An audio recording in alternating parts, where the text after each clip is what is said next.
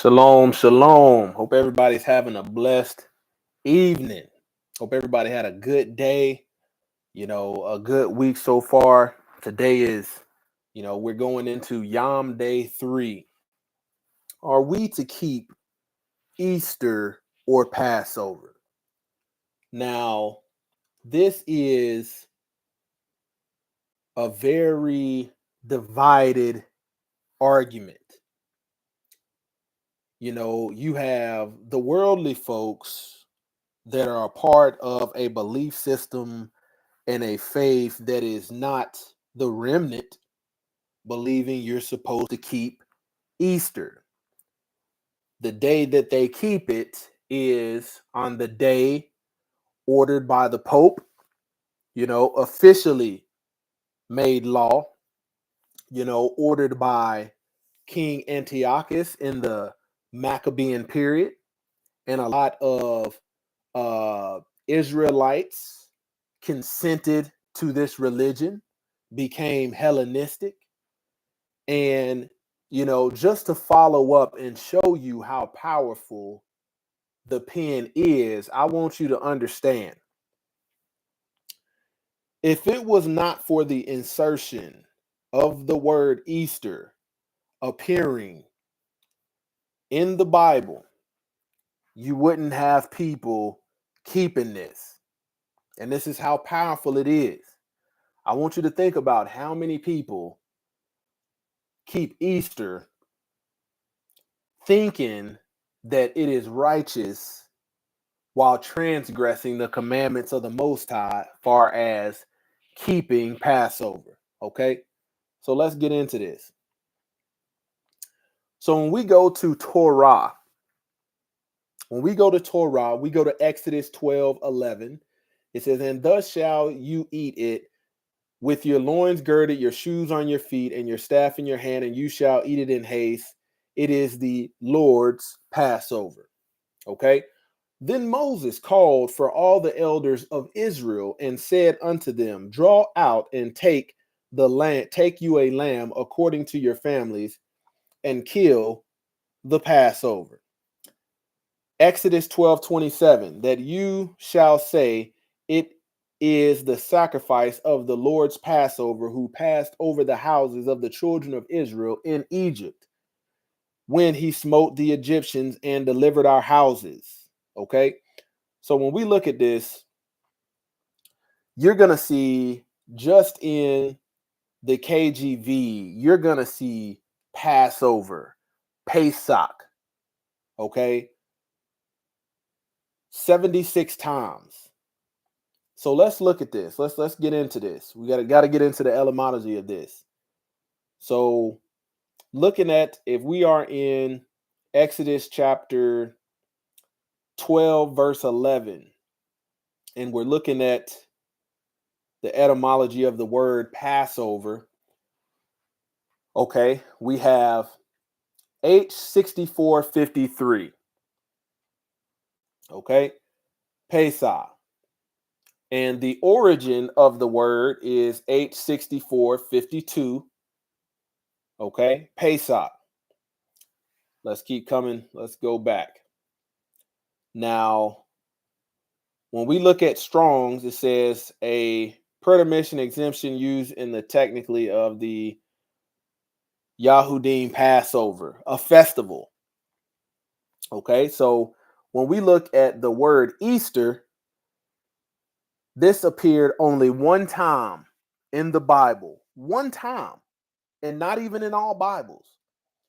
It appears in Acts chapter 12, verse 4, and it says, "Then he imprisoned him, placing him under the guard 4 squads of 4 soldiers each.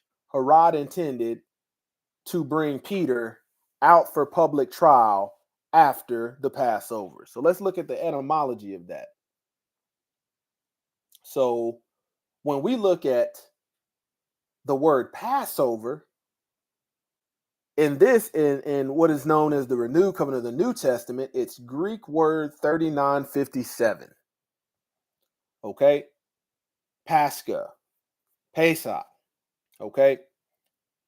This is the insertion of the word Easter right here. And when you look behind the root word, it lets you know that the origin is Hebrew 6453 of Aramaic origin, of Semitic origin. So let's look at some subtle differences, because Passover and Easter are two major holidays, and the scribes are responsible for getting a certain people, the Christians, to go one way, and getting those who call themselves Yahudim to be doing something that's actually in the book. Okay? Passover is a biblical holiday or feast day celebrated by the Yahudim, while Easter is celebrated by Christianity. Wait a minute, we got the same book doing two different things. So in Christianity, when you see a Sunday Easter service, and they saying, okay, this is for Christians, and then the people that call themselves Yahudim, but we see in Revelations 2:9 and 3:9 that they are the synagogue of Satan, they're actually doing what the book actually says to do. How do you divide that one? If you've been keeping Easter Sunday and the book is saying more than 76 times Passover, and the word Easter is of Aramaic origins from the Hebrew. How do we get two different spinoffs? This is how powerful the doggone penmanship of the scribes is. Okay. When you look at Easter Sunday,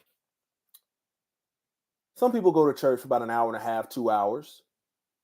But when we look at the length biblically, it's longer than that. Okay. And you can just do some basic research. Passover, 7 to 8 nights, while Easter is one day, couple hours. Okay. Biblically, Passover takes place on the 14th of Nisan. No, we ain't got to worry about that no more. That's one of them things that they tell you in Christianity. It's done away. Don't nobody try to figure out what the truth is. What is the modern day 14th of Nisan? Okay? Nobody thinks about that.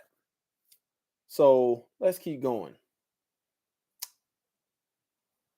We see biblically that the Passover was when he went over the houses while they was in Egypt. It's the origins of it. But Easter,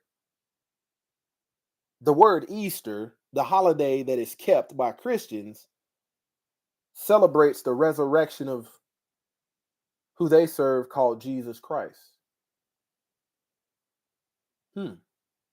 How come there's no instruction for that?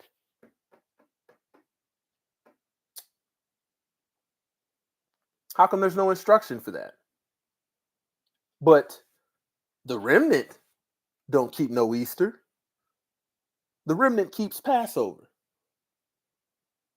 And they want you to believe you're going to be able to conjure up your own concoction or version of what you're supposed to be doing, and it's going to be good enough for the Most High. Okay? The word Easter, let's go. In the 1611 version of the King James Bible, we look at the verse in Acts. This is the only verse where Easter is used. William Tyndale's version is even older, completed in 1522, and he used Easter in many New Testament verses. So William Tyndale was really trying to push for the change of Easter. Okay, let's see. When we look at William Tyndale, where he was from, his origins, do you think he was an Israelite? Or do you think he was a heathen? Think he was a Gentile? William Tyndale was a heathen, another scribe that was pushing for Easter. And you got to think how that's engraved in people's mind. Oh, it's Easter.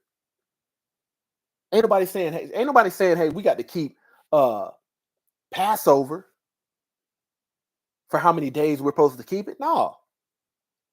You got everybody walking around getting ready to keep Easter. Okay. Let's see. It says that Easter is celebrated on Easter Sunday.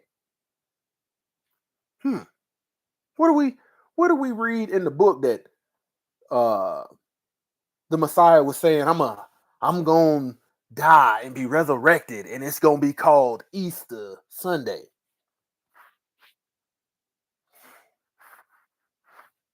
All right. But it says is a cherished tradition that is celebrated by millions of people around the world. That's true. In the United States, Easter is celebrated on Easter Sunday, which is the cornerstone of Christian faith and commemorates. If we can find all of this sounds good and it's fair speech. Only if we could find a book, chapter, and verse that says commemorate this instead over the Passover that he told us to keep. Commemorates the resurrection of Jesus Christ. Families often gather for a religious service, festive meals, and egg hunts. It's funny because when I'm looking biblically on how to keep the Passover, man, I don't find nothing about no egg hunts, about no Easter bunny. But the word Easter, when we look at pagans, Gentiles, heathens, the word Easter is originated as a pagan celebration of spring equinox. So you find out when, let's break this down. Let me get there. Let me find it. Let me find this good word.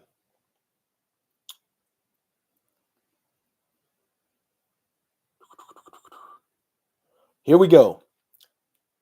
Biblically, Passover takes place on the 14th of Nisan, while Easter is based on the spring equinox and changes each year. Wait a minute. So let's look at this. So these people have you following the timeline of the heathens. Doesn't the book say, follow not the way of the heathen, for the customs of the people are vain? Okay. European settlers, especially those from England, Germany, and Netherlands, brought their Easter traditions with them when they immigrated to the United States. Got to ask yourself, if you call yourself religious, following the Messiah, and you ain't doing what's actually in the book, and you following these jokers, what does that make your religion? It makes it vain. European settlers, especially those from England, Germany, and the Netherlands, brought their Easter. So Passover, we see that originates back in Exodus. Passover is a Hebrew, is an Israelite feast day celebration. These Europeans, these scribes, never had no intent or intention of you keeping what the book actually says.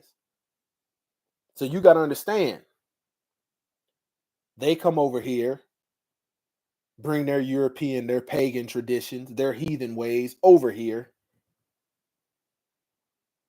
from England, Germany, Netherlands, brought their Easter traditions with them when they immigrated to the United States.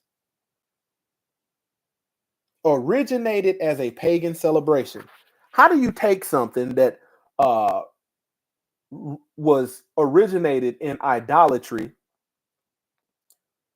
and then put it in a blender, and when it put it in the juicer, and when it comes out, it's all of a sudden biblical or Christian? Somebody's not walking in truth. And this is how powerful these scribes are. This is how powerful they are. And this is the reason why they tell you you don't need to look in the Old Testament, because you're gonna very it's gonna become very clear that there's been some sleight of hand going on. Okay, let's go back to this. So when we get, let's see, let me go back. All right, so we see Passover being kept in Exodus, Leviticus 23:5, in the 14th day of the first month. What's the first month? Nisan. At even is the Lord's Passover. Don't say nothing about no Easter Sunday. Numbers chapter 9, verse 2. Let the children of Israel also keep the Passover at its appointed season, at its appointed time. Now you'll realize why in Christianity, known as supersessionism replacement theology, they tell everybody that they're Gentiles.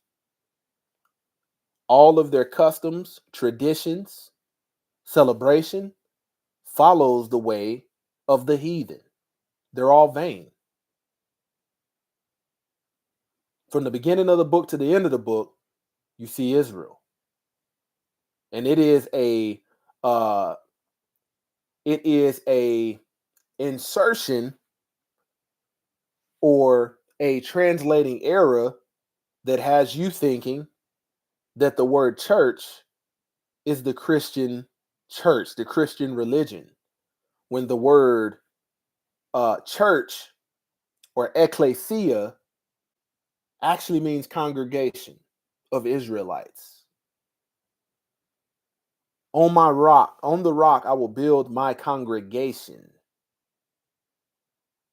All the pictures that they show you, they show a building.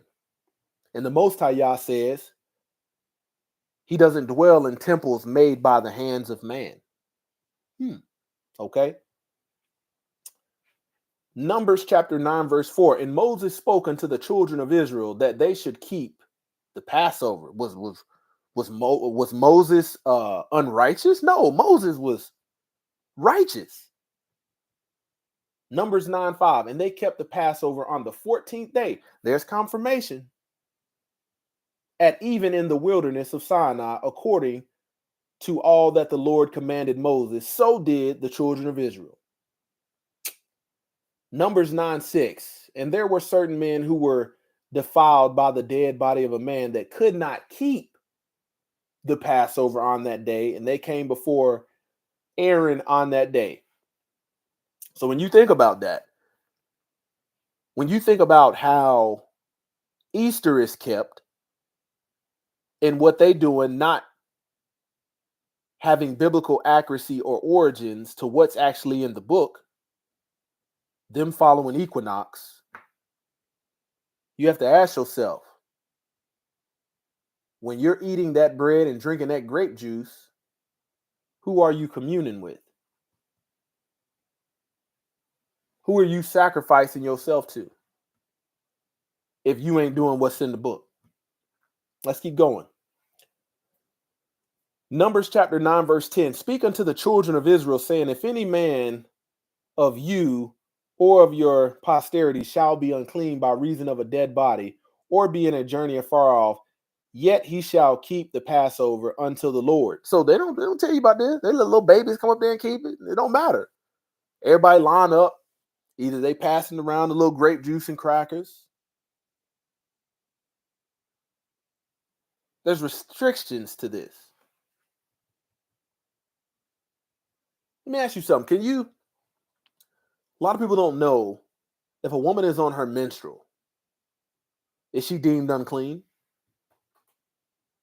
Did they ever ask that or educate anybody on that, or did they let you just sit up and take it? They shall leave none of it until morning, nor break any bone of it. According to all the ordinances of the Passover, they shall keep it. Numbers 9:13. But the man that is clean and is not in a journey, and forbeareth to keep the Passover, even the same soul shall be cut off from among his people, because he has brought not the offering of the Lord in his appointed season. This man shall bear his sin. Okay, let's look at it. So if you got even a stranger, a sojourner,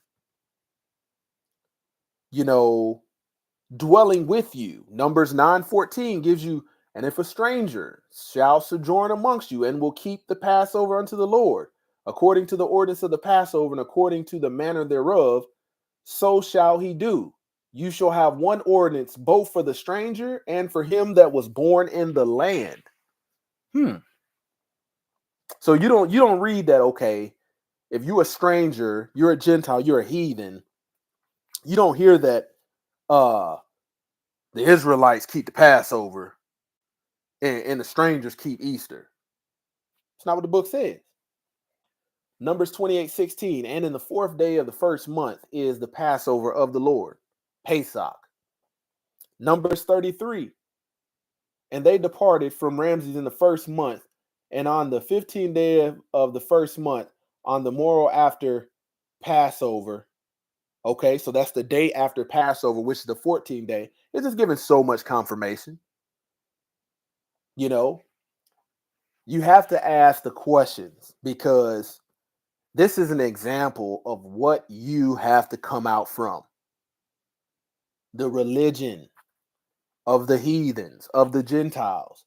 They will have you doing something that's rooted in idolatry, and you will ignorantly be sitting up holding the book thinking that the Most High is pleased with you, and he is not, because you're in transgression. While Hasatan is cheering you on for you to keep the Easter and then let your baby go out and do these Easter. But there ain't one pastor out there that does the Easter egg hunt at church can show you where that's in the book. And I'll show you. Even if any one of them try to defend it, I guarantee you, they ain't gonna have nothing but fair speech and opinions when we start getting into how the Passover is actually supposed to be kept. And then the Feast of Unleavened Bread. That's a whole nother one. But this is very important, because people are being woken up right now with the truth. And being woken up with the truth is one thing. The word says, and you shall know the truth, and the truth shall set you free. When you think about being doers of the word, now that you have the truth, are you convicted to walk in it?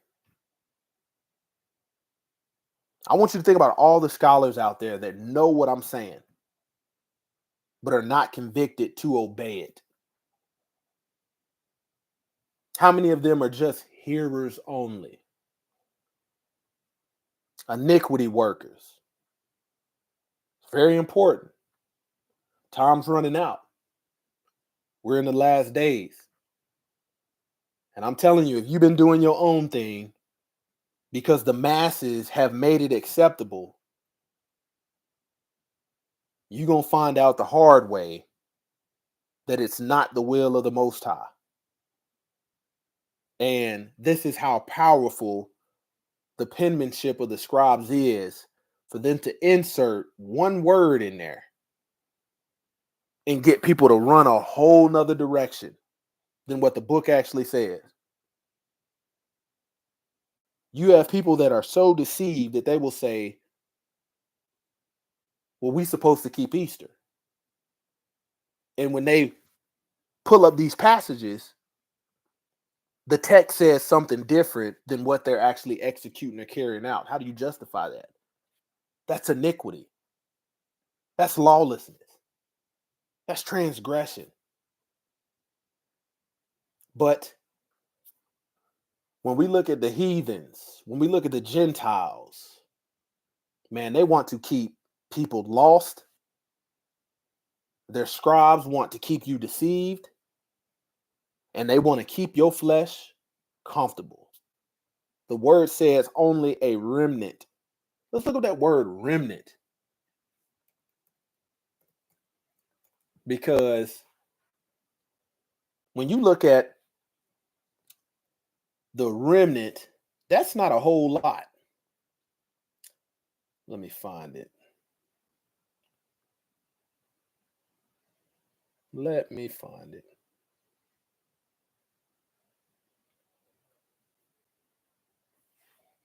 Find this.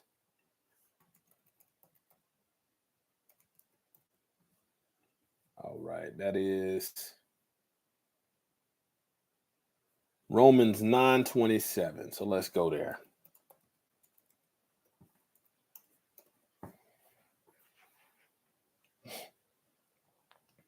Okay, so when we look at Romans 9:27, Esaias also crieth concerning Israel, though the number of the children of Israel be as the sand of the sea, a remnant shall be saved. So when we look at the word remnant, they've got you thinking you can do whatever you want. You can keep all these pagan holidays and you're going to make it in. You're going to be saved, have salvation. Let's look at remnant, G2640. A remainder, a few, the remains, equivalent to a few. It's not a whole lot. And it has the root word is from G2641. A reserve. Okay. Let's see what else. To leave behind, to abandon, have remaining, to reserve. It's not a whole lot of people. And you can do a quick challenge right here. Show your family, your loved ones that say that they believe. Show them the actual text where Passover, and I've gave you some even in this video, is outlined. Keep the Passover, 14th day. You do the work. Okay, when is the 14th day of the first month of Nisan? And it'll give you the day that you're supposed to keep it. Put this before your family, those that say that they're walking in truth, and see how fast they rebel against the word in the book in order to keep their own traditions. You reject the word of the Most High in order to keep your own traditions. And you'll realize that a remnant is very small. Are we to keep Easter or Passover? Easter is just a scribe's mistranslation to get the people to go one way, but we see Passover being kept all throughout the book. Old, new, Messiah, the disciples, the prophets, the apostles. Penmanship of the scribes is in vain. The vanity is worthless and meant to deceive you. Man, I hope I've said something tonight to stimulate your minds, to convict you, to come out from among them and be ye separate. So that the Most High Yah can find you, Messiah can find you without spot or blemish.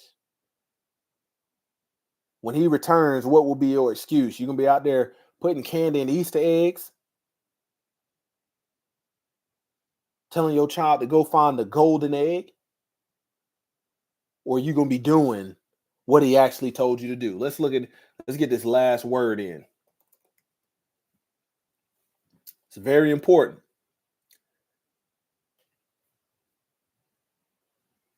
He that saith, I know him, and keepeth not his commandments is a liar, and the truth is not in him. When you put forth, hey, family members, loved ones, people that say that they are, followers of Messiah. Messiah didn't tell nobody to keep no Easter. Watch how demons manifest. Watch how much fair speech and opinions and feelings and emotions they give you, and ain't none of it gonna be rooted in biblical truth. Tonight, I'm just educating you so you can actually see. So when they hit you with the fair speech and and all that religious jargon, you can realize they say they know him, but they don't keep his commandments.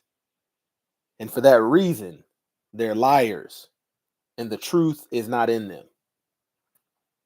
Like I said, man, I'm hoping I've opened up somebody's eyes tonight and convicted somebody to, not only further study, look into this matter, the origins, and this upcoming year for your soul's salvation's sake, you do what the book says versus what these heathens have told you to do. Closer to y'all ministries, kicking that thing gun barrel straight.